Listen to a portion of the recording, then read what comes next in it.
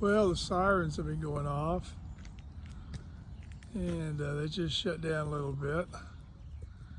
It's supposed to have been a tornado dropout over there. I don't see any rotation though.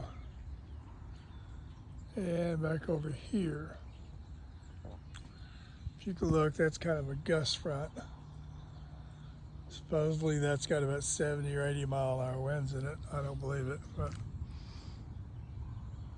anywho, they just shut the sirens off, which is good. They're annoying. And I guess we'll see in the next 20 minutes if we're getting excitement. I think it's kind of blown east of us or west of us, as it usually does. But if it dropped out of there, I'd see some kind of rotation. I just don't see it. But anyway, the wind's coming.